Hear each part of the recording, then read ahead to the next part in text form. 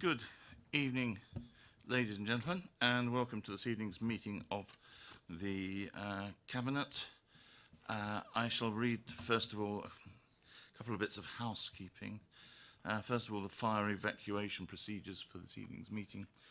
There aren't any fire alarms scheduled, therefore, if the fire alarm sounds, please evacuate the building and do so immediately. The fire exit is located at the rear of this room. Go down the stairs and meet in War Memorial Park. Secondly, to please note that this meeting is being webcast live on the internet. And is it working? Can I have confirmation? It is working. The webcast will, in the fullness of time, also be published on YouTube. So you can watch it over and over again if that's what you wish to do. And finally, mobile phones. Please, could you turn your mobile phones to silent, or if they're on vibrate, can you make sure they're not sitting on the table so that we get disturbed by the vibration thereof. Good, thank you very much. Then, apologies for absence. We have none. We're all here. Declarations of interest. Has anybody got any declarations of interest they wish to make on any of this evening's papers? Especially the cemetery paper, getting closer all the time, I suppose.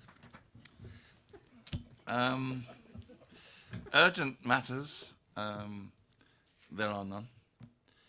Minutes of the meeting held on the 4th of December last year.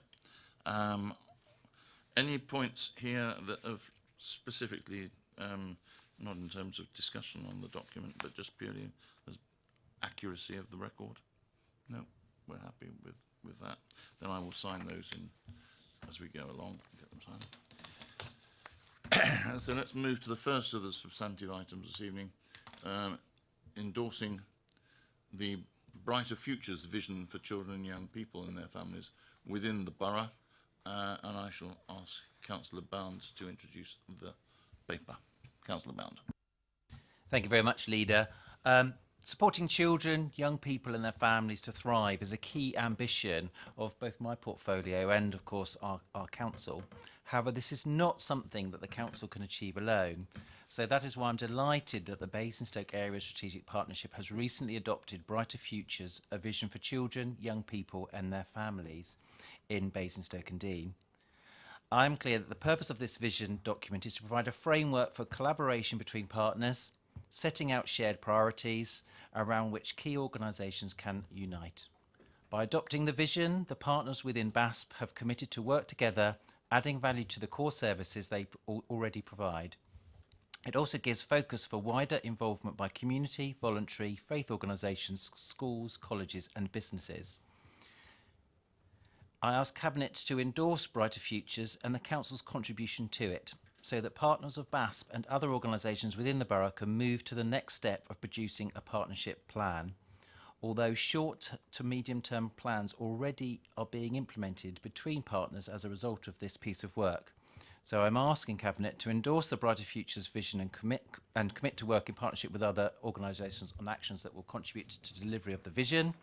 Note the engagement that has been taken place through Basingstoke Area Strategic Partnership and the feedback received through that process to inform development of the final Brighter Futures vision document. Note that the Basingstoke Area Strategic Partnership adopted the Brighter Futures vision at its meeting on the 6th of December 2018, and note that actions and key indicators will be collated in a partnership plan, with progress being monitored by the Children, Young People and Families Partnership and reported to the Basingstoke Area Strategic Partnership Board. Thank you very much. Comments? Anybody wishes to make on this? No, I mean it's an essential step forward. It chimes very closely with Horizon 2050, which will be coming to Cabinet, I think, at our next meeting. It's part and parcel of a series of initiatives that we are taking to try to shape the long-term future of the borough. I'm thinking not just Horizon 2050, but the transport strategy. Just is a couple of that. So it's putting these things into shape and recognising the fact that we do need to work very closely in cooperation with others within the borough. But also one hopes that by being a catalyst for closer cooperation, you get that the sum of the parts is greater than the individual bits would be, or whichever way around that particular analogy goes. So are we happy then to, Councillor Bound read out all the various things we're asked to do, to endorse this vision, to commit ourselves to working in partnership, and then to noting the various bits of engagement and the fact that BASP has already adopted this at its meeting, and the various actions and key indicators which will be collated through the partnership plan. Happy on all of that? Good, thank you very much. Then, going back to the agenda, the next item on the agenda is the proposed highway improvements to Brighton Hill roundabout, and in part the provision of some land that is required for the scheme. And at this juncture, I'm going to hand across to Councillor Isett. Thank you, Leader. This report sets out proposals to enable some very major highways improvements to the A30 corridor. This is a very busy corridor, and not least that's true at Brighton Hill roundabout. So as a council, we're working with Hampshire Highways to enable this by dedicating a small piece of land that we own at the Camrose, and this will facilitate the improvements to the Brighton Hill roundabout, and give access to the substantial funding that's going to be required, 13 million of which is coming from the LEP and some 5 million from Hampshire County Council. So this is going to, I think, have some significant benefits for residents in Brighton Hill. It's going to improve vehicle capacity, it's going to reduce congestion, and bring about safety improvements. And also there will be pedestrian benefits, including new crossings at grade rather than the subways, which I think will help disabled people. So this has my full support, and I'm glad that, and I'm grateful to the work of local ward councillors who've given their views and participated. And also there's been public consultation that has been led by Hampshire County Council. So I think there's a good level of local support for this. Again, I think this is a good example of us working with our colleagues at County to enable highways improvements that are going to be for the benefit of all our residents in Basingstoke, and enable the continued growth of our borough. Thank you very much, Councillor Isett. It's one of the key junctions in the whole of the borough, so I think quite a number of you will have an interest in this particular one. I shall start with the ladies first, and I should have worn a dress. Councillor Golding. Thank you, Leader. I'm really pleased to see these proposals. I think they offer significant improvements to our current roundabout setup. I'm not sure they're perfect, but I think we've undergone a lot of discussions with other ward councillors and officers, and I do think it's a good improvement, and it is probably one of the better solutions that we could have found. So I'm really pleased that this will be going ahead. One of the things that Brighton Hill residents are always telling me is that the subways are really important to them. They are really proud that they're able to walk into town easily, and also lots of school children in particular walk under those subways to get to local areas. So I'm really pleased that subways are being retained. That's definitely officers listening to public opinion, which is always good. But having said that, I think the at-grade crossings will be a real benefit for those who are disabled, where the ramps to the subways are now a bit too steep and less safe for those. I'm also aware that some local residents do still have concerns about the proposal to close the entry from South Ham onto the roundabout. particularly for school access, but also with GP surgeries merging. That is presenting quite a challenge to people in South Ham and in Brighton Hill. But that makes this paper and the provision of an alternative route even more important, because this doesn't mean that those local links can be retained, but also the safety of those routes can be significantly improved, because that junction is not an easy or safe junction at the moment. So I would really support this paper. I think it's a good proposal. Thank you very much. Councillor Mrs Reid.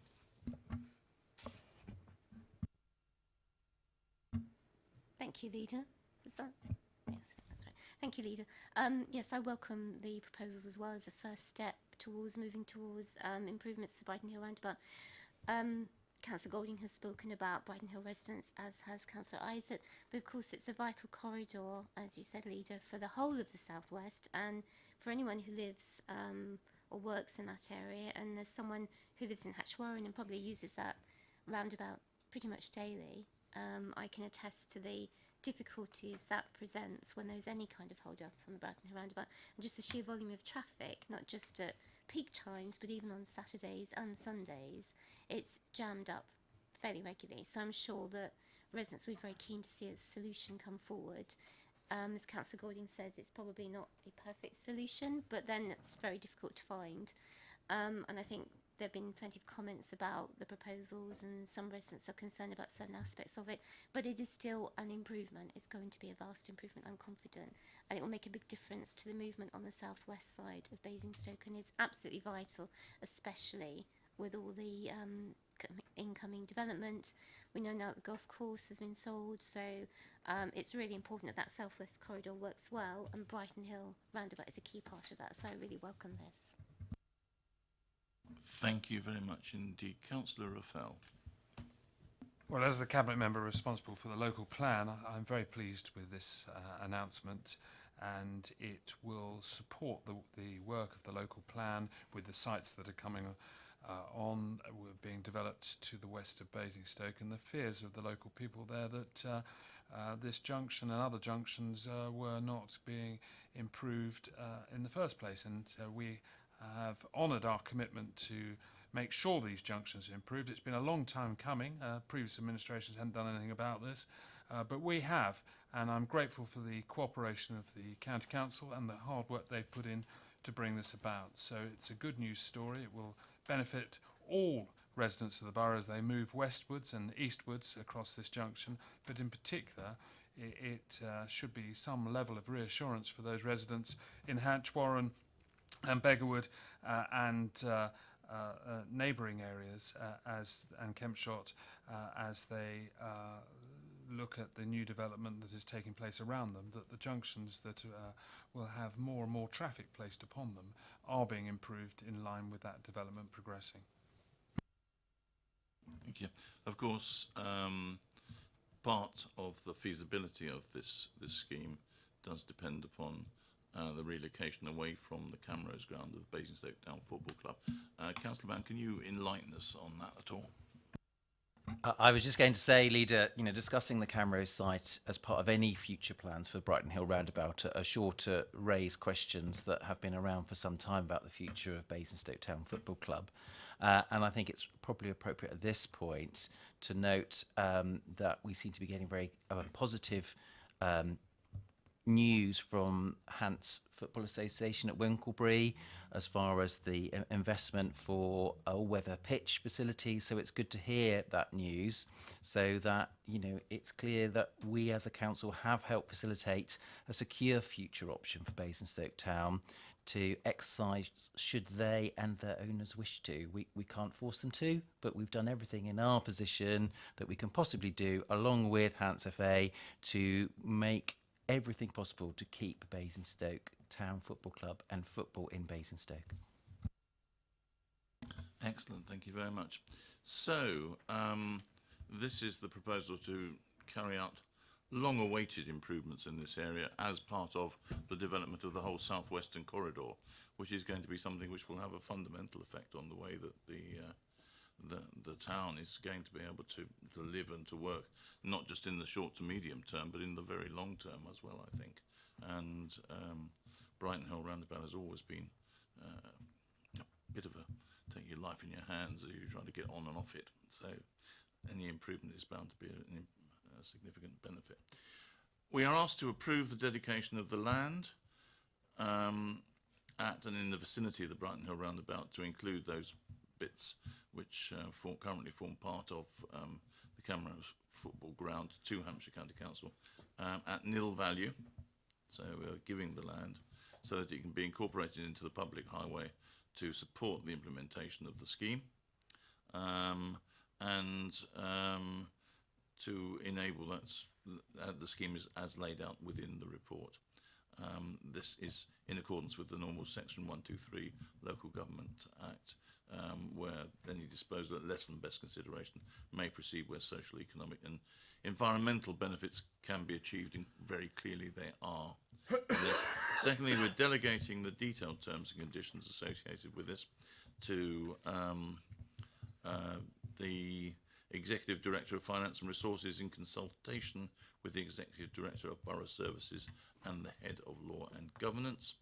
And finally, we're delegating to the Executive Director of Finance and Resources the consideration of any objection received in relation to the notice of dedication of any open space under Section 123 of the Local Government Act 1972, for him or her, to the Director, to decide whether or not Cabinet should reconsider its decision in the light of any objection. So there's two delegations, but the fundamental approval of the scheme.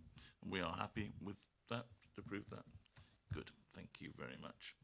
Then let us move on to the last paper that we have this evening,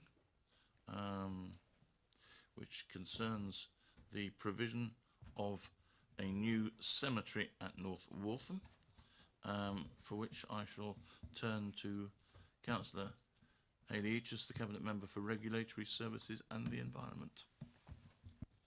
Thank you, Leader.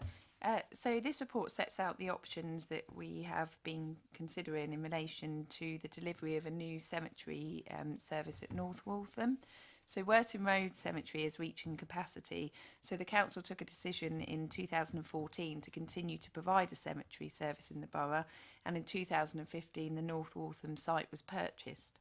The council isn't obliged to provide a cemetery service, and we have considered three options in detail. Those three options are to stop providing the service, to directly develop and manage a new cemetery at great cost to the council, or the third option is to enter into a lease and management agreement with Dignity. So having considered all those options, it's the third option, to enter into a lease and management agreement with Dignity, that I'm asking the Cabinet to approve this evening.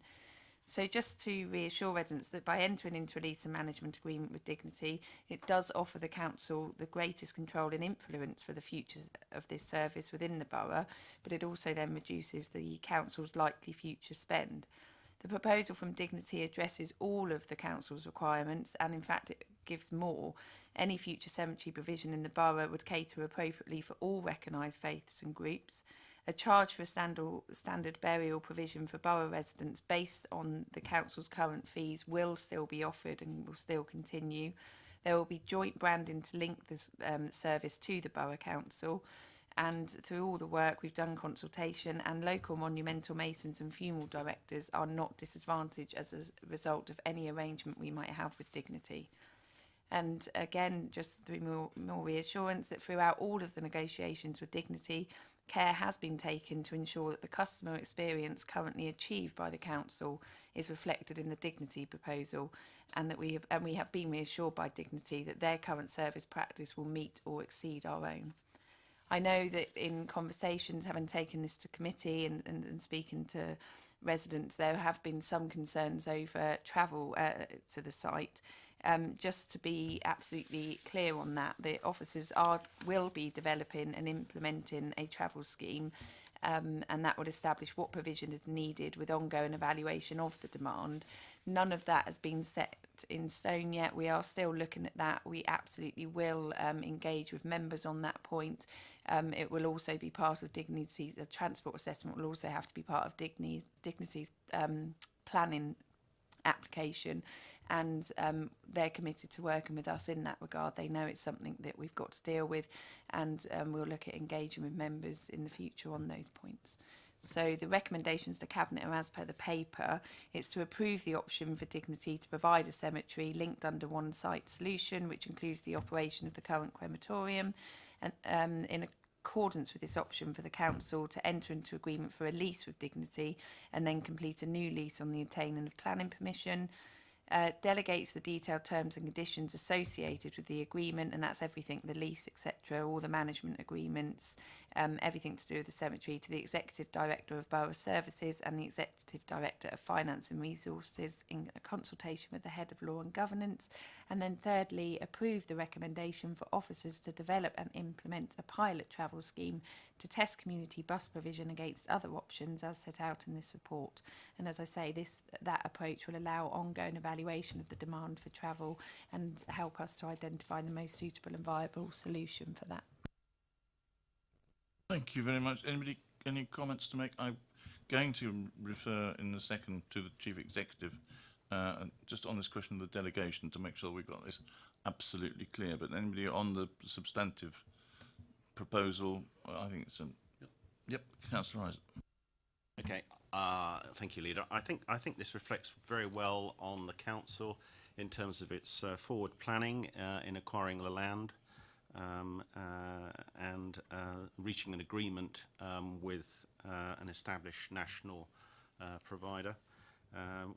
What this provides us with is the prospect of a one-site solution for both the existing crematorium and the new site.